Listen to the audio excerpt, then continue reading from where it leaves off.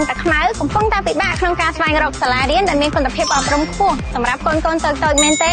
ក្នុងឱកាសបើកដំណើរការទីតាំងថ្មីនេះសាលាកុមារប៉ាស៊ីហ្វិកទីតាំងថ្មីទី7ក្រុងតាខ្មៅផ្ដល់ជូនការបញ្ចុះតម្លៃសិក្សា 30% សាលាកុមារប៉ាស៊ីហ្វិកគឺជាសាលាមន្ទីរសេរីទំនើបដែលផ្ដោតលើការអភិវឌ្ឍគ្រប់ជ្រុងជ្រៅរបស់កុមារដែលជំរុញឲ្យកុមារមានភាពក្លាហានឯករាជ្យច្នៃប្រឌិតការគោរពឥរិយាបថល្អសីលធម៌ខ្ពស់រួមទាំងការប្រើប្រាស់ភាសាជាតិនិងអន្តរជាតិ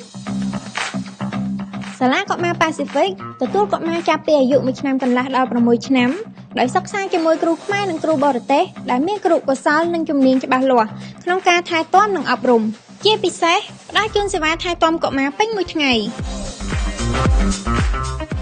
កុមារតូចៗនឹងទទួលបានឱកាសស្វែងយល់រួមទាំងបង្កើតចំណេះដឹងតាមរយៈការលេងការអង្កេតការច្នៃប្រឌិតដែលជួយពង្រឹងទំនុកចិត្តនិងចំណង់ចំណូលចិត្តក្នុងការរៀនរៀងរាល់ថ្ងៃ